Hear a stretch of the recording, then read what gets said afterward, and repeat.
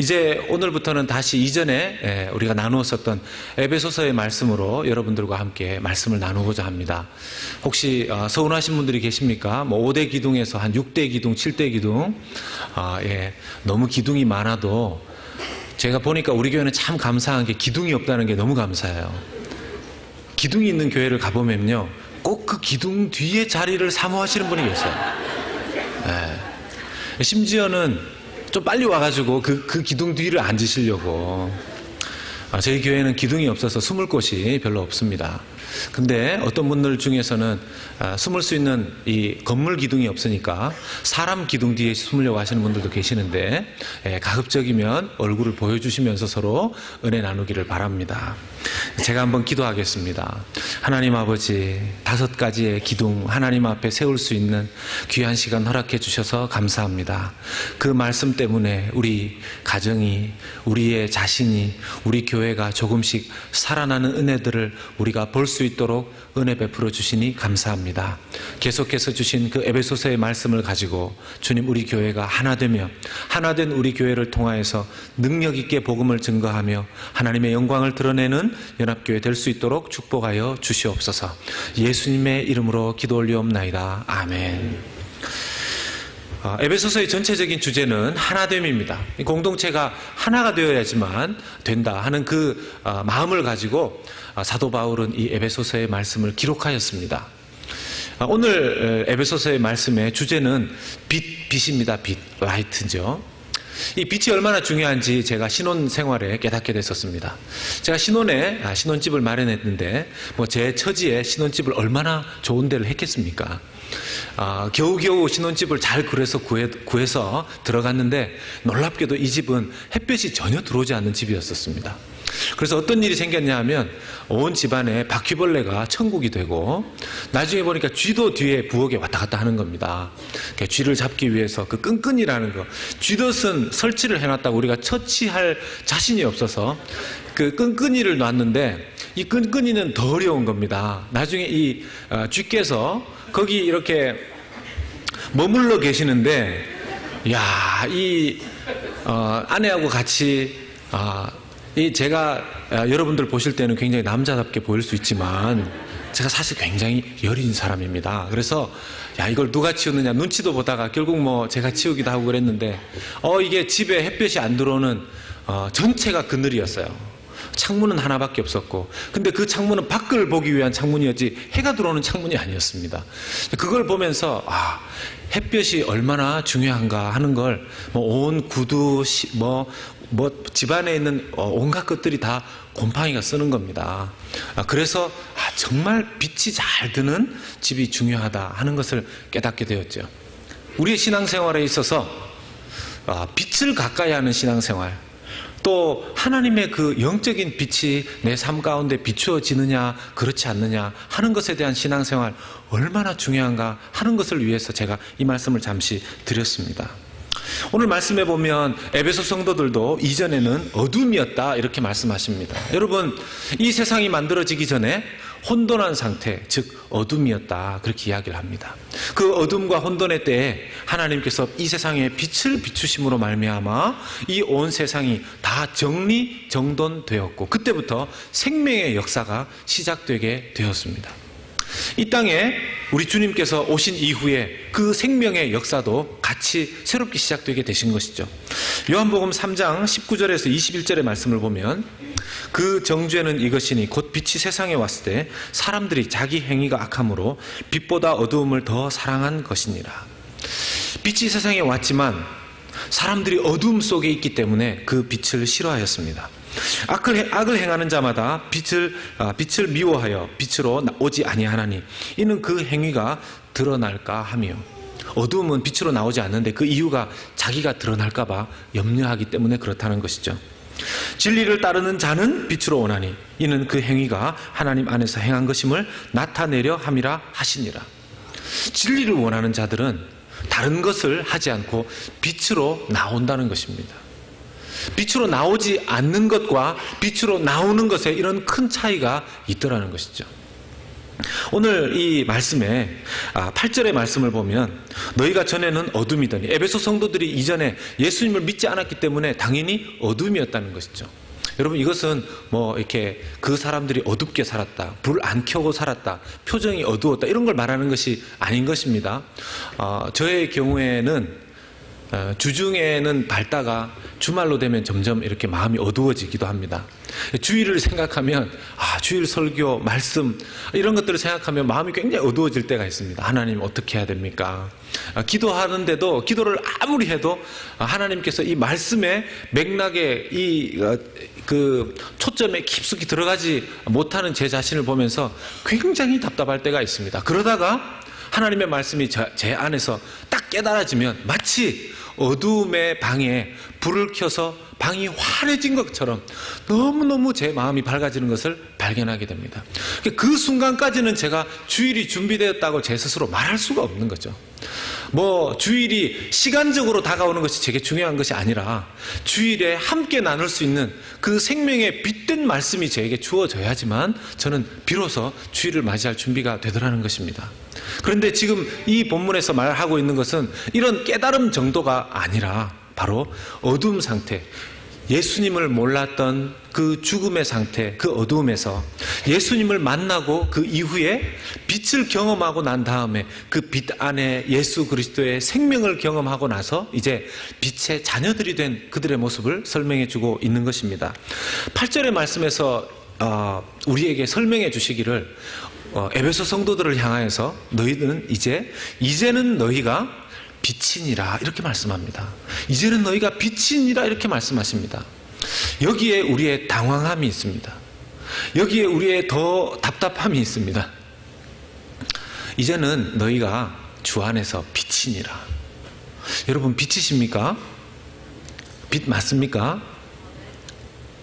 이렇게 이런 거 물어보시면 갑자기 이렇게 학교에서 선생님이 뭐 질문하듯이 고개를 이렇게 숙이시는 분들이 계시는데, 우리를 향하여서 하나님께서 너희는 세상의 빛이다 이렇게 말씀하십니다.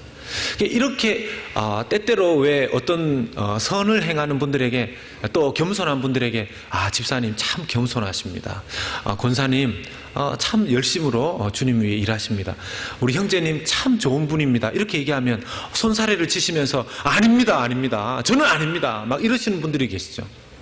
이게 인간적으로는 겸손하게 보이는데요, 성경에 나오는 내용을 가지고 한번 풀어보겠습니다.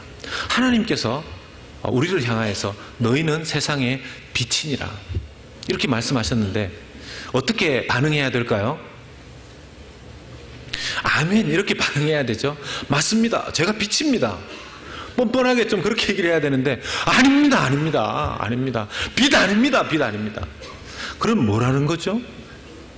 어둠입니까? 아니면 그러면 어둠이십니까? 그 어둠도 아니시고 빛이십니까?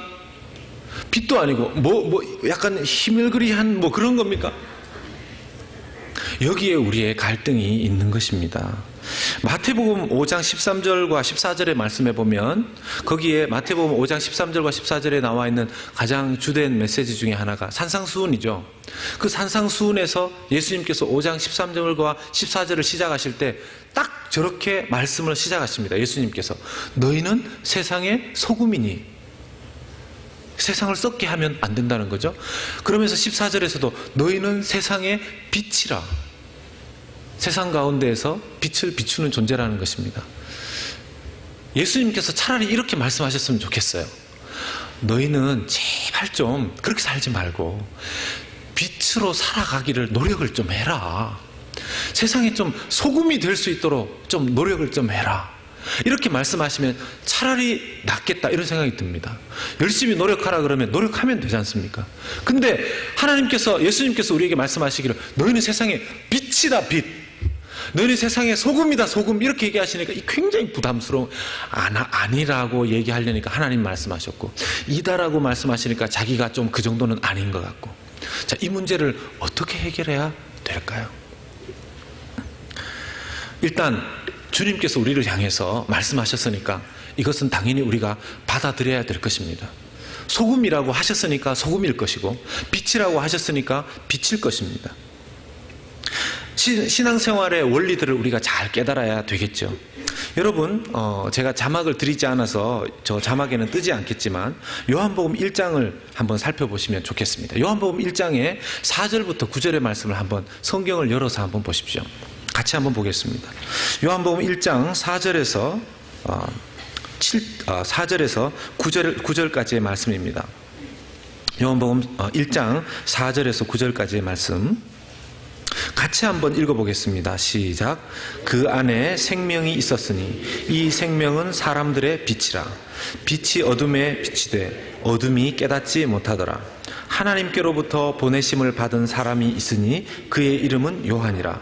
그가 증언하러 왔으니 곧 빛에 대하여 증언하고 모든 사람이 자기로 말미암아 믿게 하려 함이라. 그는 이 빛이 아니요 이 빛에 대하여 증언하러 온 자라. 참 빛, 곧 세상에 와서 각 사람에게 비추는 빛이 있었나니. 아멘. 여기까지 읽겠습니다.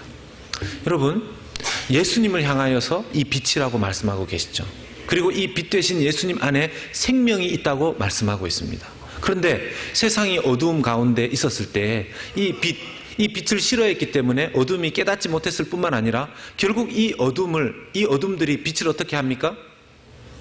어둠이 싫어하는 그 빛 완전히 차단시키기 위해서 어둠들이 작당을 하고 결국은 그 유일한 빛 되신 예수님을 죽이게끔 하는 그 자리까지 갑니다. 그 안에 생명을 없애버리는 그 때까지 가게 되죠. 결국 그 빛이신 예수님은 어떻게 되십니까? 결국 그 생명이신 예수님은 어떻게 되십니까? 세상 모든 어둠이 그 빛을 덮어버리려고 했지만 세상 모든 그 죽음의 세력들이 예수님을 죽음의 자리로 묻어버리려고 했지만 예수님의 빛을 아무도 감출 수가 없었습니다. 예수님의 생명을 아무도 가두어 놓을 수가 없었습니다. 결국 그 빛의 그대로의 능력 그대로 그 생명력 그대로 드러나시게 된 거죠. 여러분, 우리가 믿고 있는 예수님, 그 빛의 생명력, 그분 안에 있는 그 생명력은 이 세상 어떤 것도 막을 수도 없고 묻을 수도 없는 그런 생명력이신 줄로 믿으시기를 축원합니다. 그래서 우리가 그 빛 되신 예수님을 만나기만 하면 그 생명력이 있는 빛 때문에 우리가 살아나게 되는 줄로 믿습니다. 그것이 복음의 능력입니다. 우리는 어둠이었습니다. 우리 스스로 아무것도 할 수 있는 무엇인가가 없었던 사람입니다. 그런데 예수님을 만난 그 능력 때문에, 예수님의 그 빛의 에너지 때문에 우리를 살리시는 그 은혜를 우리가 경험하게 되었다는 것입니다. 이 빛의 능력이 어느 정도인지, 이 생명의 능력이 어느 정도인지 9절의 말씀에 나와 있습니다. 이 에베소서 5장 9절의 말씀을 보면 빛과 이 생명을 경험한 사람은 어떤 삶을 살게 되어 있는가? 빛의 열매는 모든 착함과 의로움과 진실함에 있느니라. 여러분, 이 빛의 열매랍니다. 빛을 받아들인 사람, 예수님의 복음을 받아들인 사람은 이런 열매가 맺어지게 된다고 말씀을 하십니다. 여러분, 이 열매가 있으십니까? 이 착함과 의로움과 진실함의 열매. 예수님을 믿고 그 빛을 경험한 사람들, 생명력을 경험한 사람들, 착하십니까? 착한 거의 반대는 뭡니까? 악함입니까? 나쁜 겁니까? 잘 모르겠습니다. 세상 말로 좀 못된 사람들, 못된 것, 이렇게 얘기할 수도 있겠죠. 어떤 모임에 사람들이 모여서 다른 사람들을 질겅질겅 씹는 뒷담화를 즐겨하는 모임이 있다고 치십시다. 그 모임의 자리에 저와 여러분들이 들어가면 저 사람 왔어. 이제 얘기하면 안 돼. 이런 어떤 인격으로 여러분들이 주변에서 영향을 발휘하고 계십니까? 진실함 어떻습니까? 사람들이 다 거짓말을 하고 하더라도 누군가가 나타나면, 저와 여러분들이 나타나면 이제 더 이상 우리 거짓말 못해. 저 사람은 그냥 자기도 진실되게 고지고대로 말하고 다른 사람들 말도 진실되게 고지고대로 다 믿기 때문에 저 사람 앞에서는 괜히 거짓말하고 허튼 소리 하면 안 돼. 어떻게 그런 영향력을 발휘하고 계십니까? 의로움에 대해서는 어떻습니까? 다른 사람들은 다 자기 의로 조금만 무엇인가 봉사하고 사람들을 섬기고 착한 일을 하면 의롭다고 스스로 막 생각하고 뻐길 때 우리가 나타나면 다시 코가 납작해지면서 저 사람은 우리보다 훨씬 더 착한 일을 많이 하고 거짓말하지 않고 그렇게 살아가는데 저 사람은 우리보다 훨씬 더 겸손하게 나오기 때문에 나는 저 사람 앞에서는 함부로 고개를 못 쳐들겠어. 그런 어떤 영향력을 발휘하고 계십니까? 만약 그런 영향력을 발휘하고 있다면 우리는 빛의 열매를 맺고 있는 사람들입니다. 근데 만약 그런 부분에 있어서 좀 그런 것 같기도 하고 그러지 못한 것 같기도 하고 심지어는 이런 분들이 있을 수 있죠. 나쁜 짓을 막 하다가 누가 들어온 겁니다. 그런데 딱 보니까 아까 빛의 열매를 맺고 있는 그 사람이 왔을 때는 하지마 이렇게 다 덮었는데 그 사람이 들어오니까 보고 와도 돼, 같이 와, 우리하고 같이 이거 나쁜 거 이거 하자, 이렇게 하는 어떻게 어둠을 편안하게 해주시는 그런 분들입니까? 빛의 열매 쪽에 열매를 많이 맺고 있는지 아니면 어두움의 일에 자기도 같이 참여하고 있는 사람인지 우리 스스로가 우리 주변에 어둠과 빛이 함께 할 수 없기 때문에 어떤 반응을 보이는가를 보면 잘 알 수 있더라는 것이죠. 문제는 이 빛의 열매를 맺으려면 어떻게 해야 되느냐 하는 것이 우리의 질문입니다. 어떻게 하면 빛의 열매를 맺을 수 있을까요? 주님께서 이렇게 또 말씀하십니다. 10절에 말씀해 보면 주를 기쁘시게 할 것이 무엇인가 시험하여 보라. 주를 기쁘시게 할 것이 무엇인가 시험하여 보라. 여러분, 하나님이 우리를 통해서 기뻐하시는 것이 무엇일까요? 하나님이 우리를 통해서 기뻐하시는 것은 바로 9절의 말씀인 것처럼 열매 있는 삶을 기뻐하시고 원하시는 것이죠. 내게 열매가 있다면 여러분 일주일의 삶을 사시고 주일날 교회를 나오실 때 한번 생각해 보십시오. 일주일 동안 온갖 어두운 일들은 다 하고 지냈다고 한번 생각해 보십시오. 주일날 교회를 나오실 때 마음이 편안하시겠습니까? 옷을 늘 깨끗하게 세탁을 잘 하시는 분들이 계십니다. 그런 분들은 옷에 뭐가 묻으면 빨리 그 세탁물 그 코너로 넘겨야지만 마음이 시원하신 분들이 있습니다. 근데 어떤 분들은 세탁에 전혀 관련 없는 세탁업을 굉장히 세탁업자들을 힘들게 하시는 그런 분들이 계십니다. 뭐 빨지 않죠. 그래서 한 달, 두 달, 6개월, 1년 빨지 않고 입습니다. 그런 옷은 뭐 여기에 간장 이런 거 튀는 거 전혀 신경 쓰지 않습니다. 뭐 굳이 이렇게 의자에 앉지 않으셔도 되죠. 그런 옷 입으신 분은 그냥 여기 아무 데나 앉으셔도 되고 아주 편안합니다. 여러분, 빛을 가까이 하고 빛의 열매를 맺은 그 사람은 하나님 앞에 나오는 것이 즐겁고 기쁘고 감사합니다. 왜 그럴까요? 자기에게 하나님 앞에 드릴 빛의 열매들이 있기 때문에 그렇죠. 그럼 반대로 그런 빛의 열매들이 없을 때 하나님 앞에 나오는 것이 늘 껄끄럽습니다. 우리가 하나님 앞에 이 빛의 열매가 있느냐 없느냐는 하나님을 기쁘시게 하느냐 기쁘시게 하지 못하느냐 뿐만 아니라 여러분, 하나님이 기쁘면 우리도 기쁜 거죠. 그렇지 않습니까? 아닙니까? 여러분, 하나님이 우리를 바라보시고 안타까워하시고 슬퍼하시면 우리가 아무리 이 세상에서 밝은 것 같고 좋은 일이 있는 것 같아도 그게 뭐가 기쁜 일이며 그게 무슨 좋은 일이겠습니까? 하나님이 나를 향하여 울고 계신다면 내가 지금 울어도 될까 말까 한 판인데. 그러면서 우리에게 이렇게 권면합니다. 주님을 기쁘시게 할 것이 무엇인지 분별하라는 것입니다. 그것이 무엇인지 시험하여 보라는 것입니다. 우리 자신을 살펴보라는 것입니다. 여러분, 한번 살펴보셨습니까?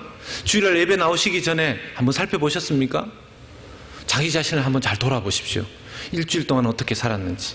여러분, 토요일은 주말의 명화를 보는 시간이 아니고요. 토요일은 내가 내일 주일 예배를 드려야 되는데 일주일 동안 내가 빛의 열매를 하나님 앞에 드릴 빛의 열매를 맺었는가를 점검하는 날이 토요일입니다. 어떤 한 청년 자매가 저에게 상담을 하러 온 적이 있습니다. 목사님, 제가 교회 봉사를 정말 열심히 하는데 제게 문제가 있습니다. 어떤 문제가 있습니까? 예배를 드리면 기쁨이 없다는 것입니다. 예배 자리에 나와서 앉아 있는데 행복하지 않더라는 거예요. 그래서 이 자매가 나쁜 자매가 아닙니다. 성격이 너무너무 좋고 착한 사람이에요.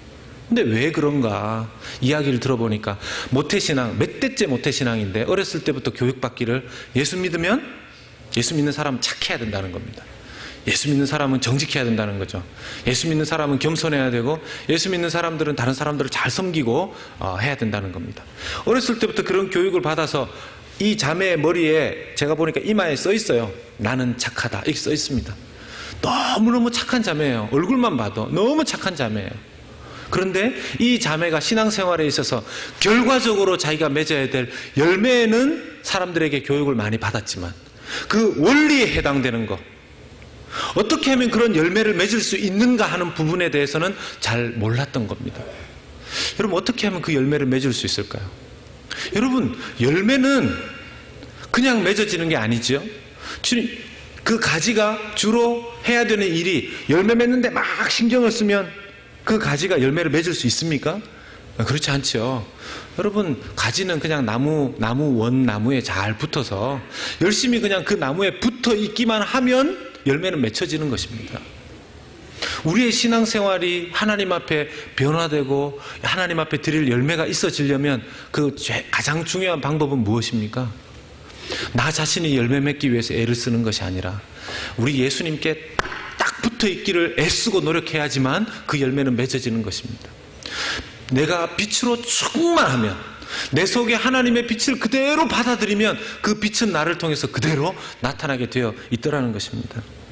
이게 신앙생활의 중요한 원리임에도 불구하고 사람들은 이 부분을 잘 깨닫지 못하더라는 것이죠. 사실 오늘 말씀에 중요한 핵심들이 있는데 사실은 그건 14절의 말씀에 좀 다 나오게 되어 있습니다.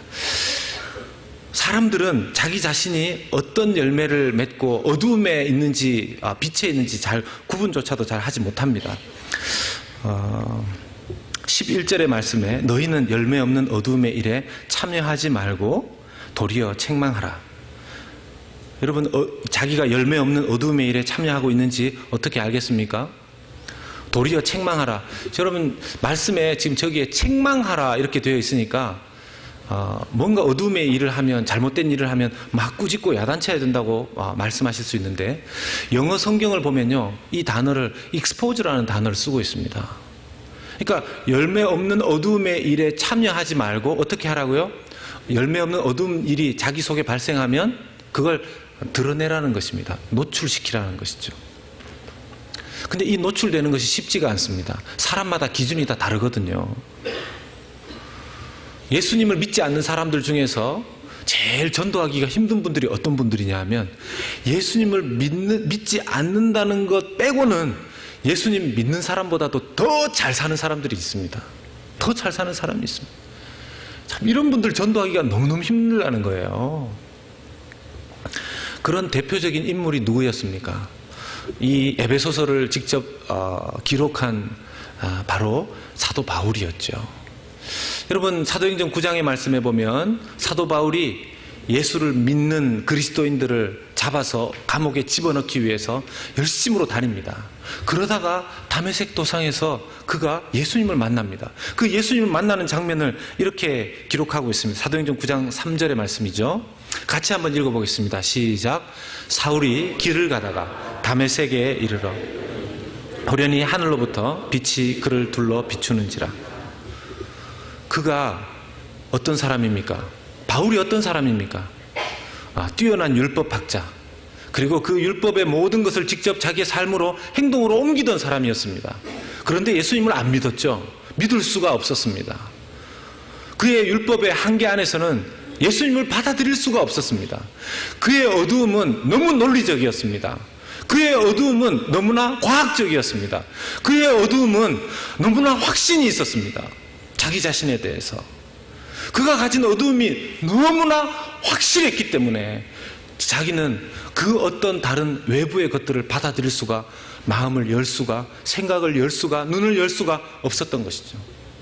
그 바울에게 하나님께서 베푸신 놀라운 은혜는 그냥 그 빛을 그대로 그 눈앞에 쪼여버리신 것입니다. 그 빛이 얼마나 강했던지 말씀해 보면 3일 동안 그는 앞을 볼 수가 없었습니다.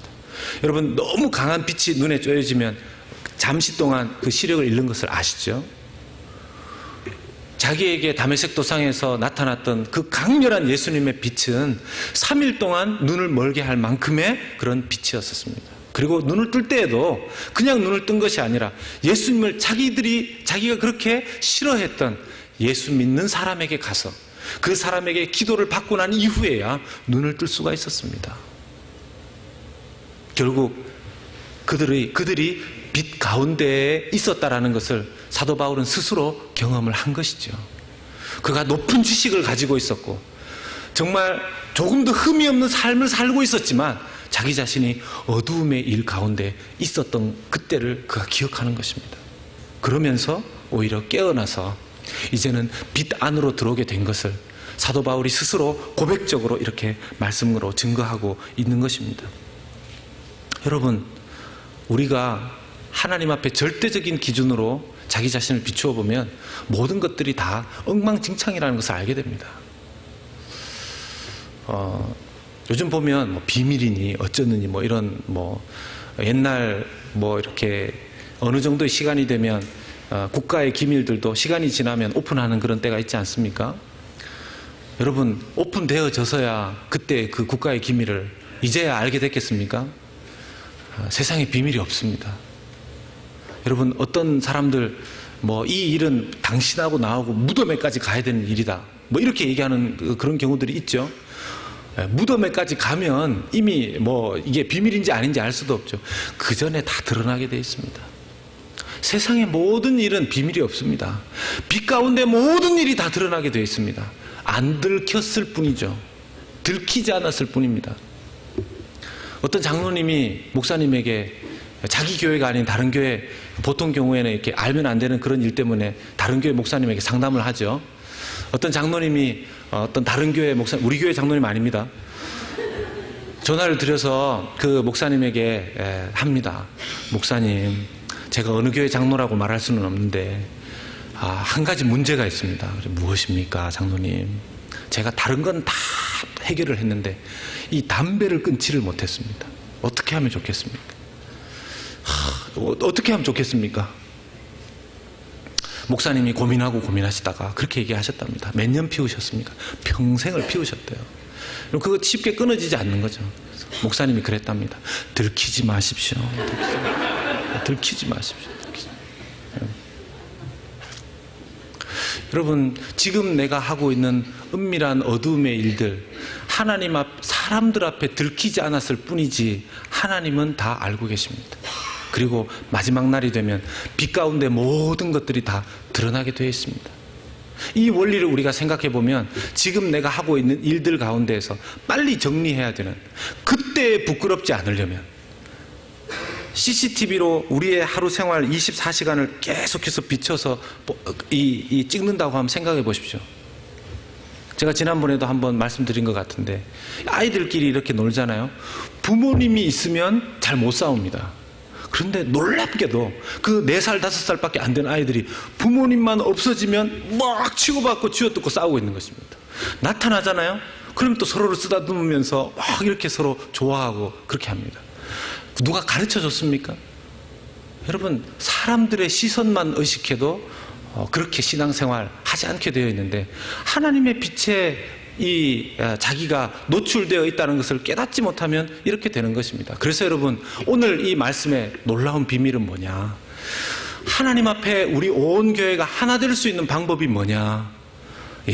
다른 어떤 것이 아니라 하나님 앞에 우리가 밝은 모습으로 괜한 비밀 만들지 말고, 괜한 부끄러운 일들 지금 하지 말고, 혹시라도 하나님 앞에 나오는 것뿐만 아니라 공동체에 나오는데 부끄러워할 만한 일이 있다면 빨리빨리 청산하고 교회로 모이게 되면 하나님께서 이 교회를 온전히 더욱 하나 되게 해주신다는 것입니다. 여러분, 제일 힘들 때가 언제입니까? 예배드리러 나오실 때. 아까 말씀드렸던 일주일 중에 잘 못 살았을 때도 있지만 일주일 동안 잘 살았는데, 성공적으로 잘 살았는데, 이번 주에는 하나도 틀림이 없이 잘 살았는데, 예배드리러 나오는 그 차 안에서 있으면 안 되는 일이 있는 거죠. 그래서 한 명은 예배드리러 가고 한 명은 차 안에 남아있고, 나는 차 안에서 예배드려라, 나는 차 안에서 예배드리겠다, 너는 본당에 가서 예배를 드려라. 이런 일이 있게 될 때 정말 가슴 아픈 겁니다. 그런 일들을 막기 위해 성경에서도 이야기하지 않습니까? 그래서 예배를 드리기 전에 서로 사과할 것이 있으면 빨리 화해하고 용서해 주라, 이렇게 말씀을 하시죠. 여러분, 교회 안에서 하나 되는 방법, 내가 가지고 있는 어두움의 어떤 부분들이 있다면 용서를 해주셔서 푸시든지 사과를 해서 푸시든지 어떤 식으로든지 빨리 푸실 수 있기를 바랍니다. 돈을 꾸어 가셨으면 돈을 갚아주시고, 아니면 물건을 가지고 가셨으면 다시 돌려주시고, 혹시 제가 가지고 갔는데 까먹고 있는 거 있으면 저한테 얘기해 주십시오. 머리가 나빠서 기억 못할 수도 있겠죠. 혹시라도 누군가에게 조심스럽게 사랑하는 가운데, 이 책망하라는 말씀을 잘못 이해하게 되면 다른 부서에 가가지고 이 어떤 부서 때문에 이 일이 안 된다고 막 그렇게 얘기하는 사람이 있습니다. 가정 안에서도 꼭 그런 분들이 계세요. 우리 집은 남편 때문에 안 된다, 우리 집은 아내 때문에 안 된다고. 근데 이제 또 서로 나이가 들어서 겁이 나면 애들 때문에 안 된다고 또 그런 분들도 계십니다. 결국 뭐 때문에 안 된다고까지 얘기가 가야 가정이 평안해지겠습니까? 나 때문에 안 된다고까지 얘기가 가야 그 집안이 편안해지는 것입니다. 정말 빛을 제대로 경험한 사람은 내 안에 얼마나 문제가 많은지 알게 되어져서 겸손해지게 되더라는 것입니다. 여러분, 14절의 말씀, 오늘의 핵심 구절입니다. 같이 한번 읽어보겠습니다. 14절의 말씀 시작. 그러므로 이르시기를 잠자는 자여 깨어서 죽은 자들 가운데서 일어나라. 그리스도께서 너희에게 비추시리라 하셨느니라. 아멘. 여기서 말씀하시기를 잠자는 자여 깨어나라, 이렇게 얘기합니다. 여러분, 여기서 말하는 잠자는 자들이 누구겠습니까? 에베소 성도들 가운데에서 빛을 경험했음에도 불구하고, 빛의 자녀들임에도 불구하고 또 잠을 자려고 하는 사람들이 있더라는 것이죠. 예수 믿고 자꾸 잠자려고 하는 사람들이 있다는 것입니다. 이게 어떤 표현이냐, 예수님을 믿었지만 자꾸 생각이 혼란스러워지는 것입니다. 자기 믿음에 대해서 자꾸 착각하는 것이죠. 아까도 말씀드렸지만 자기 스스로 열매를 맺으려고 많이 애를 썼음에도 불구하고 그 열매가 잘 맺혀지지 않을 때, 나는 혹시 어둠에 속한 사람이 아닌가. 주변의 사람들이 자기에게 집사님은 어떻게 시간이 지날수록 이렇게 착해지십니까? 이런 얘기를 듣는 게 아니라, 아니 집사님, 어떻게 시간이 지날수록 그렇게 못되죠? 남편이 아내에게, 아내가 남편에게, 당신 어떻게 시간이 지날수록 그렇게 하나도. 여러분, 그래서 이런 인사를 조심하셔야 됩니다. 누가 한 5년 만에 만났는데, 아이고 장로님 그때나 지금이나 이렇게 변함이 없으십니까? 그 얘기가 좋은 얘기가 아니세요. 그 얘기가 좋은 얘기가 아니세요. 물론 피부와 관련된 이런 거라면 좋은 얘기일 수 있겠지만, 5년 전 10년 전에 비해서 장로님, 집사님 어떻게 이렇게 더 멋있어지셨습니까? 어떻게 더 멋있어지셨습니까? 어떻게 신앙이 더 이렇게 달라지셨습니까? 이런 이야기를 들어야 될 텐데요. 그런 얘기를 듣지 못하고 잠자는 상태에 자꾸 들어가려고 하는 우리의 신앙, 이 신앙의 저변에는 누가 있습니까? 어두움의 세력 안에서 활개치고 돌아다니는 이 어두움의 영들, 마귀들이 있다는 것입니다. 마귀가 우리로 하여금 자꾸만 꼬드기고 우리의 생각을 혼란스럽게 합니다. 조금만 뭘 잘못하면 그거 봐, 당신은 빛이 아니야. 빛이 어떻게 그럴 수가 있어. 어둠이야, 어둠. 지난주에 지난주 예배 드릴 때까지만 해도 막 눈물 흘리고 절대로 그렇게 살지 않겠다고 고백할 때는 분명히 빛이었던 것 같은데, 일주일 사이에 사고 한번 치고 나면 마귀가 득달같이 달려들어서 옆에 와가지고 그거 봐, 당신 빛이 아니야. 그때는 착각한 거야. 당신 어둠이야, 어둠. 그 말에 속으면 안 되는데, 놀랍게도 저는 정말 안타까운 것이 있습니다. 제가 여러분들에게 여러분들은 빛입니다. 이제 아멘 하셔야 됩니다. 여러분들은 빛이십니다. 아멘 했습니다. 아멘 했습니다. 이제 지금은 이제 그래도 설교 후반부라서 아멘 하셨는데 처음에는 여러분 빛이십니다 이러면은 이렇게 막 앞에 있는 걸 막 괜히 성경책을 만지시면서 예. 근데 목사가 하는 말은 빨리 안 믿으세요. 제가 지금 몇십 분을 설득을 해서 지금 이제 아멘 하신 겁니까? 근데 놀랍게도 마귀가 와서 정말 작은 소리로 거봐 김 목사 너는 빛이 아니야 이 말하면 금방 아멘. 왜 이러시는 겁니까 도대체? 그럴 때 우리의 신앙이 잠들어 버리게 되는 상태로 자꾸 들어가게 되더라는 겁니다. 여러분 잠자는 사람이 힘이 있습니까? 제일 힘없는 사람이 누굽니까? 잠잘 때 그 상태 속에 있는 사람이죠. 근데 죽은 것은 아니에요. 신앙생활을 죽은 어두움의 상태에서 신앙생활을 하는 사람은 아닌데 잠자는 것처럼 신앙생활을 하는 사람이 있더라는 겁니다. 잠드는 것처럼. 그래서 누군가가 와서 이 사람이 죽었나 살았나 발로 이렇게 툭툭 쳐보면 살아나고 이렇게 코를 고는 거 보니까 죽은 건 아닌데 잘 때도 보면 그런 분들이 계세요. 딱 이불에 들어갈 때 그 모습 그대로 깨어날 때도 그 모습 그대로 깨어나시는 그런 분들. 그런 분들은 배우자들이 가끔씩 놀랍니다. 그래서 여러분 가끔씩 좀 인기척도 좀 하시고 헛기침도 좀 하시고 하셔야 되는데 신앙생활을 이렇게 잠든 사람처럼 하는 사람들이 있더라는 거예요. 여러분들 중에서 잠드신 내 신앙이 여러분 내가 어둠이냐 아니냐는 나에 의해서 결정되는 것이 아니라 누구에 의해서 결정된다고요? 빛이신 생명이신 예수 그리스도에 의해서 결정되는 줄로 믿으시기를 바랍니다. 적어도 이 자리에 나오신 분들 여기 이렇게 오신 분들 왜 오셨어요? 왜 오셨습니까? 성가대 보러 오셨습니까? 잘하나 못하나 오늘 좀 잘하는데 뭐 이러면서 점수 자기 혼자서 점수판 막 매기면 그러려고 오셨습니까? 저 보러 오셨습니까? 김 목사 오늘은 무슨 설교하나 잘하나 못하나 아니면 주변에 친한 누구 보러 오셨습니까? 여러분들께서 다 이 자리에 오셨을 때는 하나님의 은혜로 말미암아 이 자리에 오신 줄로 믿습니다. 모든 사람들이 그렇습니다. 여러분들은 하나님 앞으로 나오신 것입니다. 여러분들 스스로가 빛으로 나오신 사람들입니다. 아까 요한복음 읽었을 때 어떻게 이야기합니까? 어둠은 빛이 싫어서 도망갔다고 얘기했습니다. 그런데 생명을 원하는 사람들은 어떻게 한다고요? 빛을 향해서 나아가는 사람들이라고 그랬습니다. 여기에 우리의 신앙생활의 핵심이 있습니다. 우리의 평생의 신앙생활 어떻게 하면 잘할 수 있을까요? 예, 빛이신 우리 주님께 계속해서 나아가는 신앙생활입니다. 주님의 말씀 앞으로 계속해서 나아가는 신앙생활입니다.